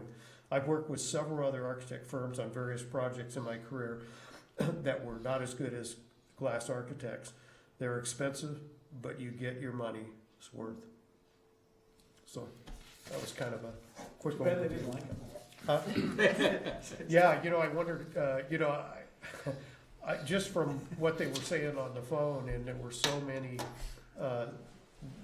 repeating themes about his outreach, his working with people, flexible, gives you alternatives, lets the client decide, and in fact, the last one, the chief says, yeah, he calls up every once in a while, hey, how's things going? How's the building working out? And there was a couple of things the chief said that they had issues with that he got them fixed. So, or gave them alternatives, so. Thank you. Thanks, Chief. Paul, you were trying to say something just before. Most of that covered it. Okay. Yeah. So anyway, that was kind of fast and furious, but I did take quite a few notes on those conversations. But there was nothing that would make me think that there was any issues with those, either on or under budget, on or under time schedule, extremely flexible, good with the public. So I don't know. Yeah. I mean, I think to Clive's point earlier about are there too many egos here for you guys to all work together? I think he would work well as a team player. I think he'd be very good in front of, the community meeting. You can see him being able to very calmly address issues that somebody might have who's not under the collar, but he'd handle it very smoothly. Rose? No, I was just going to say that you mentioned some very minor negatives. Were they of any significance? Well, it was that to- roll-up door, and Oh. I immediately when he said it, I was convinced that was going to be the manufacturer of the door. I mean, hey, here's the opening. Call a company up and have them make a door, right? So probably overhead door or some company came out and put that in, but that was Ms. Chen, and she said that's relatively minor, because I pressed all of them. I said, well, what's the downside? You got Eric walking on water. What are we missing here? And that's what I meant about minor, but I don't think that was something that he could do. It's just like having a window company build that window and then have water infiltration and try to, lay that on the architect, when it could have been the design of the window or how it was installed, whether it was flashed properly, all kinds of issues. So, but overall, I don't know. I thought it was I've got a question for you, Chief. pretty good. You saw him in action this afternoon. How do you feel about him?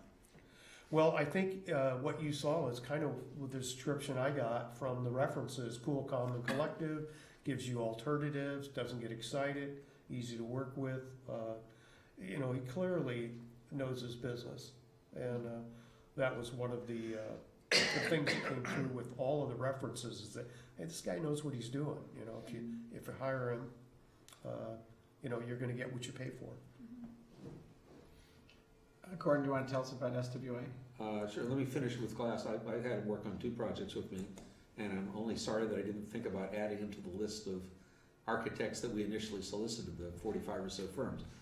However, if you're happy with them. The other thing I wanted to mention is that, to just mention again what the reason that we got to this point with Eric Glass, as opposed to Ross Willis Cusenberry, which has a more national reputation. We said he's working on Hennepin County, which is Minneapolis, and I think Corpus Christi, bigger police stations. So in some ways, we have someone, and that's why I asked the question of what is your typical client? It sounds like more like us than RDC. But the issue was they were unwilling to change their scope and fee that they presented to WRNS. And when Pauline called me, she said, I cannot honestly recommend them to you, but if you want them, and that's the decision you have in order for us to be your selected architect, we'll bring them in, but we'll have to include that higher fee in our fee, because we don't have the ability to say, well, we're not going to do as much electrical work or something. So she was recommending against RDC, not to put their contract in jeopardy, but rather to say, I think we can find someone who provides comparable or better value to the town, which I thought was was something she recognized our issues, which were one of value in design. How much was the difference? It was $70,000. It's like double Glass's fee. Okay. I feel very comfortable with Eric Glass. Okay. I say the only hesitation I have, it may be double. Eric was great, I thought. I didn't think we got that level of an interview out of RDC. No. So it's hard to say. Well, yeah. On this magnitude of a project, on a $22 million construction project, $70,000 is really not a big deal. I guess it's double on the police department, but it's not. But Eric did well, and this is his third trip at least in here. That's what I was gonna say. Yeah. He didn't make us feel that, No, gee, I'm here again. he didn't. No, he was lovely. So I think he'd be very good at difficult public meetings. In fact, he might be easier on the team issue. Yeah. Just given what happened. I mean, Yeah, more of a team player. and separately, my confidence in our WRNS and Pauline grew in the way she handled it by saying, you can still have him, but I don't recommend it. I recommend moving to Glass, and here's why. And that was And exactly then she went my up, feeling. recruited him, and was ready, and I thought that was very mature. Yeah, yeah, 'cause they- responsible. And everybody was very comfortable. Right. Yeah. They had to go out and find somebody, and I imagine she called colleagues and said, who else would Yeah. there be that would have that kind of expertise? Because Swat Myers was Sure. another possibility, but they, would probably not have chosen Yeah. him. Yeah. But although George is, he's done a lot of police stations, a lot of fire stations, so he another choice. But anyway, Did you but want it's to your, talk about it's references? absolutely. Yeah. That was your choice, and that's the reason that they were asked to bring an alternate for your consideration. And George's direction to me was, it's the committee just said, nope, we want RDC, then we'll go back to them and say, So, we're RDC. so if we take these one at a time, so with Glass Architects, is anybody not okay with them? I think we're fine. Are you, George? And Chief, you're okay, and Oh, yeah. Paul, you're okay, Good and sales. Gordon's okay? All But right. most importantly, Tom, do you care? their team is okay. Yeah, Steve, most importantly, Pauline seemed. They're okay. they're okay with it. Yeah. That to me Right. is Yeah. really So- important. So, Eric's on the team. Okay, great. SWA was the other concern. Pauline went back several times to Bernard Traynor, because you asked, can he be part of the team? And his comment was, oh, thank God the other team wasn't picked, because I'm overwhelmed. He said to Pauline, I'm not gonna give you a proposal because I wouldn't be able to perform. So, in some ways you may have lucked out. Very interesting. I think we did good. Well, Anyway, but I don't know that that the one is other, not I'm not sure he said the same thing to the other team before they asked him to come in and propose. But now, or maybe he took another job, yeah. well, and yeah, something could have happened in the interim. So I just wanted to make sure you were all comfortable with that. So on SWA, I talked to several references. Sacred Heart, Sandy Dubinsky, who I think all of you know, and I purposely called Sandy because I knew she'd give it, as she always does, straight information. And she said they're wonderful to deal with. They solve problems. And are these Renee references yes. or SWA? No, this is Renee. Okay, great. She said, I've worked with her. She said, I would recommend you work with Renee if you can, because it makes a difference as to who you work with. Her only comment to me was, SWA isn't cheap. And I said, that's okay. We're not asking for cheap. We're asking for good. But I just wanted to share with that. I'm not sure that, a larger firm, you guys, typically has a higher multiplier. So they may be somewhat more expensive than, say, BFS that was brought in initially. But That was one concern. But Sacred Heart did not get a cheap result, they got a very fine result. Yes, and Sandy was thrilled with the results.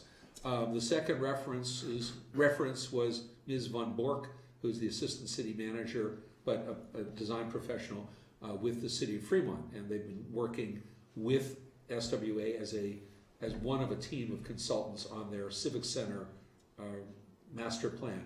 And she said they're very, very pleased with their work.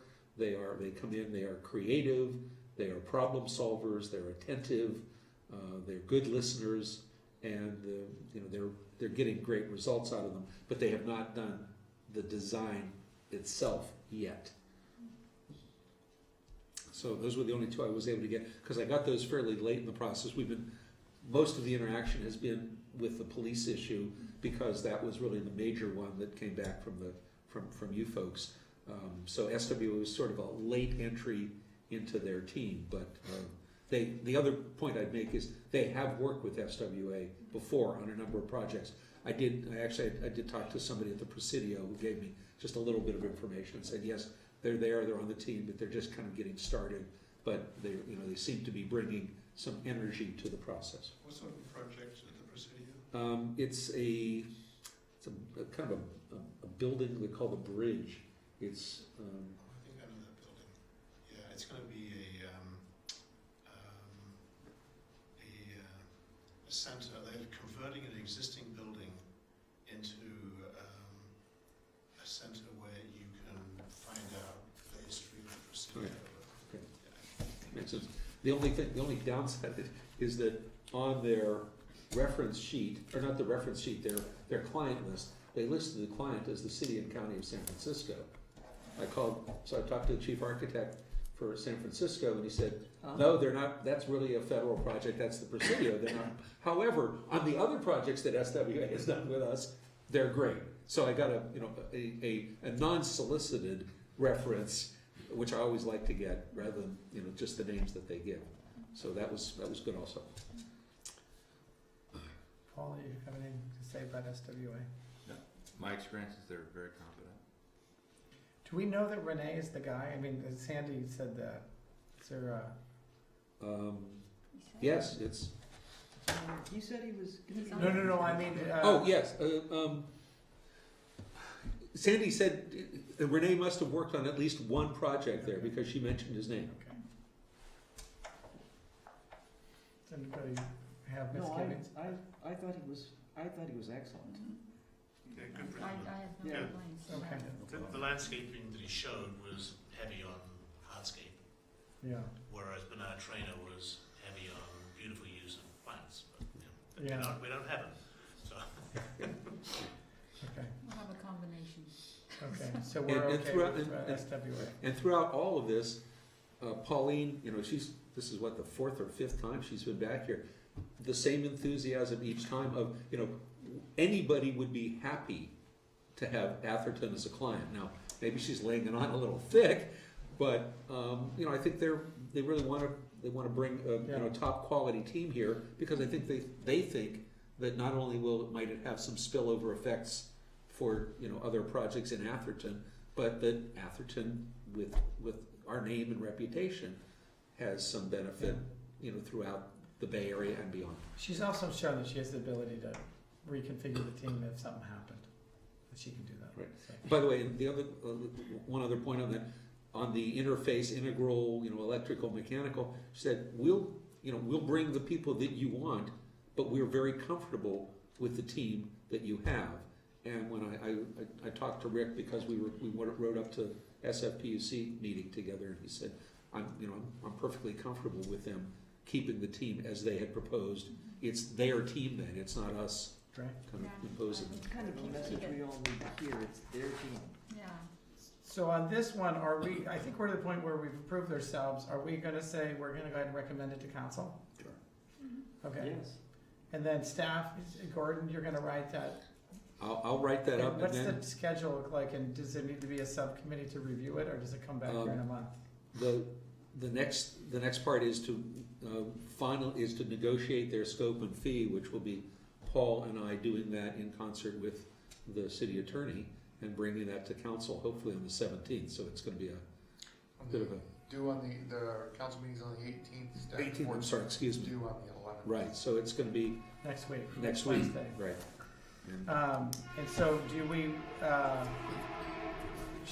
do you want us to name a subcommittee to review your draft? that- Give you comments on it? I'm happy to work with that. That's what we typically do. Sure. Okay. Do you think there might be some questions regarding fee differential between the two firms that we're being discussing? From the council? From the council? From the council, yeah.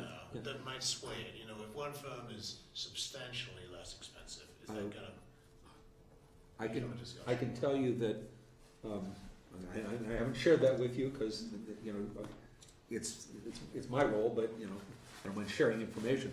I've already done that analysis, Paul and I have been working on that. In fact, we met last week for 2.5 hours in anticipation, not to presuppose your decision, but because of the limited amount of time between now and when I have to get everything to the city manager for his review, we've already met with Pauline and spent that time negotiating scope and fee.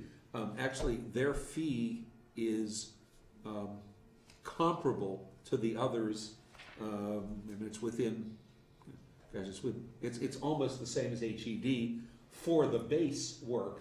The difference is their base includes so much more than any of the other firms in their base. It's a little bit higher than Swat Meyer, but by the time you add in the extra services, they're quite comfortable, quite comparable. Excuse me. However, you know, Paul said, well, I think their fee ought to be X. So we'll probably have one more iteration with them, and some of that, you know, some guidance from you that would be, you know, helpful. You may remember that HMC, when they did their cost estimate, they had their base kind of design fee, and then they added an additional 2% for architectural outreach, they called it. And they said, that's because, you know, we had to keep going back and back and back with you guys just to get it right. So they thought going forward there would be an awful lot more iteration. To the extent that Paul, when he put the program element together, and we, you know, you all revised it, you know, there are going to be the meetings up front early on, and then, you know, we have them all in there. We've not expanded the architectural outreach work. So we pushed back on that fee somewhat. So their proposed fee is, you know, it's about the same as what HMC had estimated. It is somewhat higher than what Paul had estimated. So I'd let, you know, Paul is welcome to speak up and say why, and you know, if there's any concerns. Do you have any concerns about their fees as they have talked to us? I don't think so.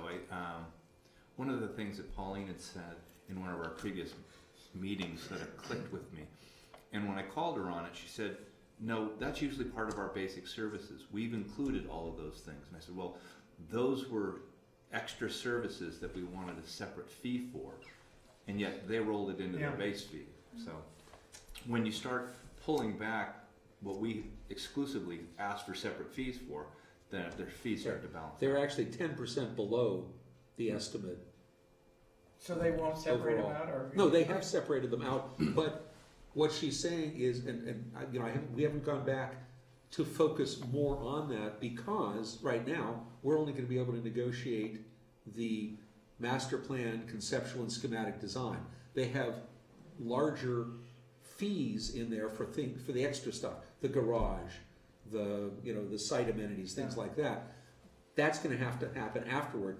To the extent that if you folks get through conceptual design and say, sorry, we don't have the money for the garage, it's out, then we roll out that extra part of the fee, it goes away. So they're probably doing a little bit more work up front to give you more options, would be kind of the way Eric Glass So you'll would maintain describe the it. flexibility to plug and chug what we Yes, yeah. And we have those figures to pull them in The around. big unknown is still the SFPUC, because, And I'll speak to that as well. because they're already resite planning, which we hadn't planned on doing, right? That's what's Yes. happening, and then we're gonna need to say, the pipeline stays where it is and we're designing around it, or think of what's optimal and gee, we'll come up with another $1 to $2 million to move that darn thing. Right. And we'll delay a project a long time while we do it. And so we're gonna have to make that call, and that is gonna be a total variable in their pricing until we do. Yeah, they've incorporated analysis and coordination initially on that. Or But- we, I mean. the But they're city. not planning to do the engineering for that pipeline. No, So that- but the site planning around it is a nightmare. Yeah, but they're gonna have, they More will have to iterations do of that. Site plans, yeah, Yeah, and that's part of their, okay. I will confirm that they recognize I think they've that it's recognized there, and I Oh, think no, they have. do, but it's not in their Yeah. pricing, I don't think. No, I think it is. It is. I think it is. You know, You I do? think- But I- It's not in our scope, when we did that scope, it I know. doesn't say, well, it says so- with and without the so garage, we'll it doesn't say with and clarify. without a roof Exactly, attachment. but I We- think what we'll- they did Yeah. was, We'll confirm, Paul and I will confirm that Okay. with her. Okay, But Clive, in answer to your question, yes, there will be discussion at the council level with respect to the details of the costs. Right, so I can imagine that, there's so many moving parts that someone's gonna simplify it and just say, well, if we hire WRS or we hire Swatmeyer and they do everything and we have all of the Add alternates. the ad alternates, how do the fees compare? Are Apples they to apples. nice? Right. Yeah. Yeah, there will need to be that sort of Yeah, analysis, which, although the council will give more weight to the recommendation and the work effort of the CCAC. There will be at least, I can predict, 2 council members that will delve into a little more detail. Okay, so we'll have that material. So if they're gonna be delving into both of let's say the top 2 firms, do you have, the ability to include the references? Yeah, we'll Because provide some I think there's, information. even I got a reference from somebody I was going to raise money from, that they actually cost the client more money. Swatmeyer started with the cheaper fee, and they actually cost them more money because they had to keep redoing things. huh? And they'll be provided some summary of that. Because that to me is really critical. okay, so, so we're saying go ahead and take it to, recommend to council, and, What we were talking about is, we're gonna have a subcommittee. yeah, and usually it's almost always been the 3 of us, but I'm just gonna see, do you guys want to be a part of that, or do you not care? I just need to know, I need to know money changes. That's Okay. where I am. Okay, and Gordon and George can tell you that, okay, and do you There'll be a care? quick turnaround. Phil, on that. do you care if you're not in that? Okay, are you guys available to do it again? Sure. Okay, so there is your subcommittee, so we're done with item 4A.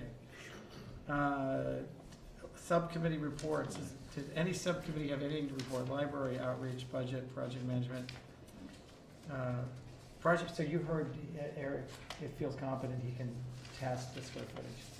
Yeah. Okay, good. Green building, no, okay, so now schedule, Gord, is that you or Paul? Is there any, are we on, we're a I'll month throw it to behind or Paul. something? We're- Is Yeah, that we're about a kind month behind. of- Okay.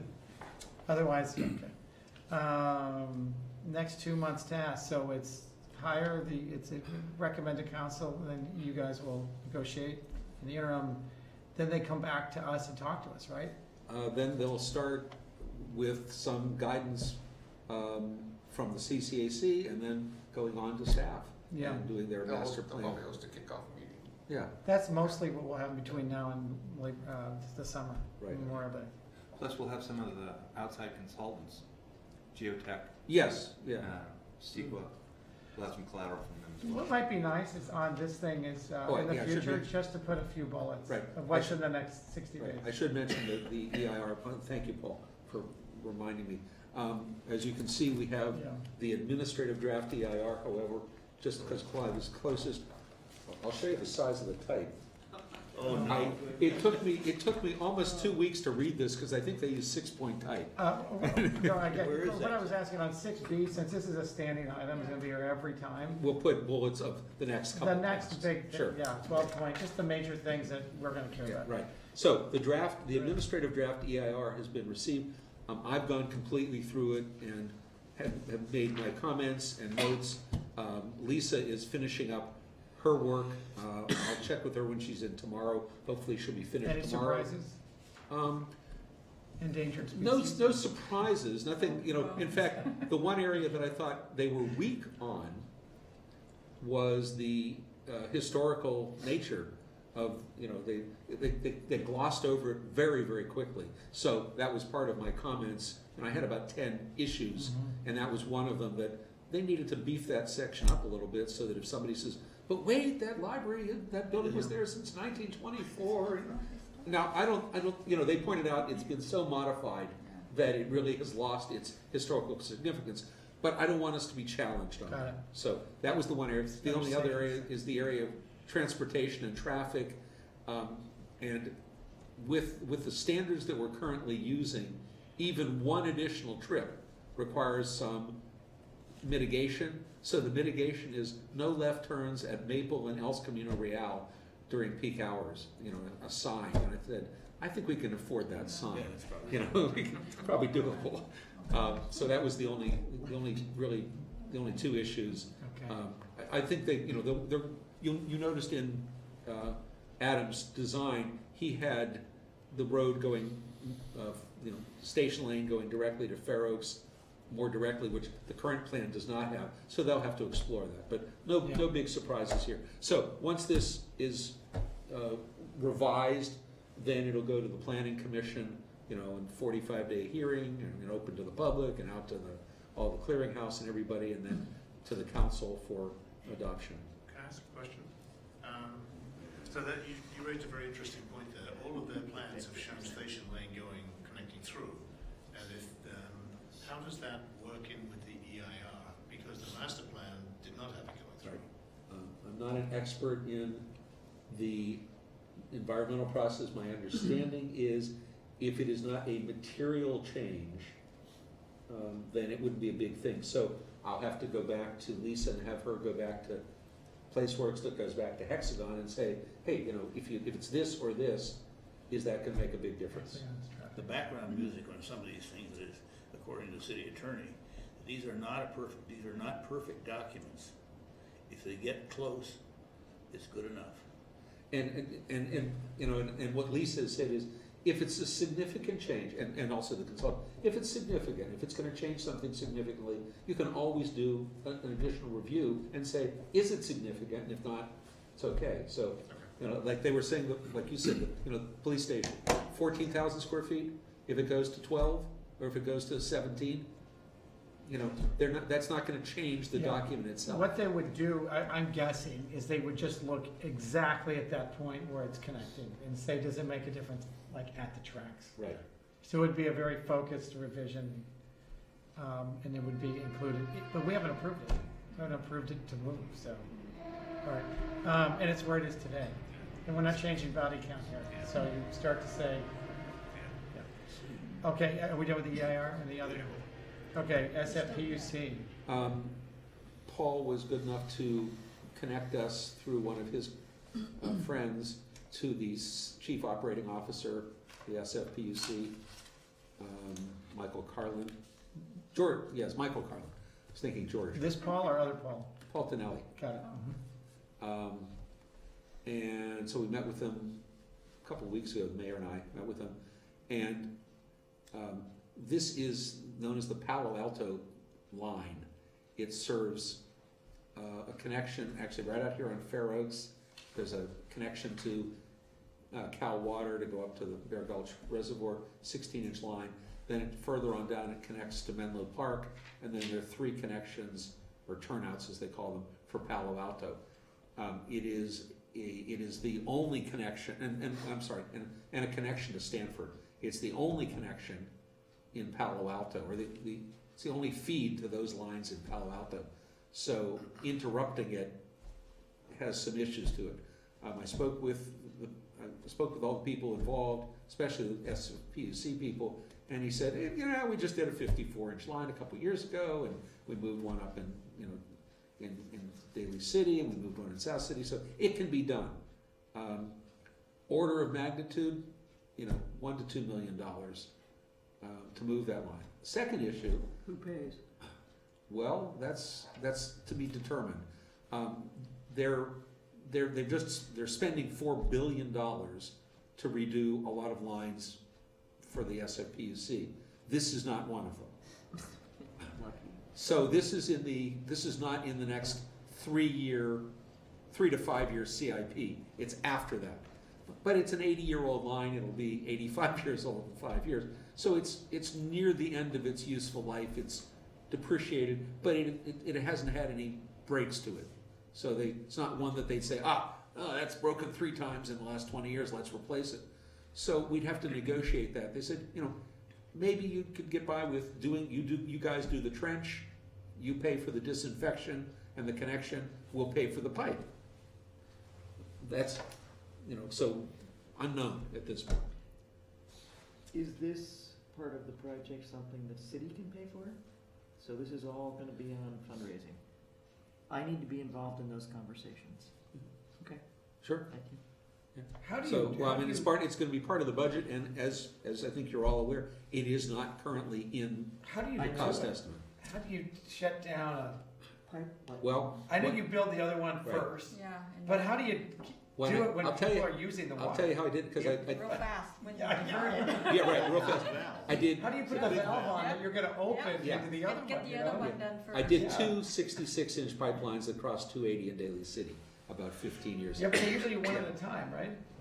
What you do is you have everything built, ready to go, then you shut off the other lines, and you have welders working continuously until the pipe is welded, and then So you do it at nighttime.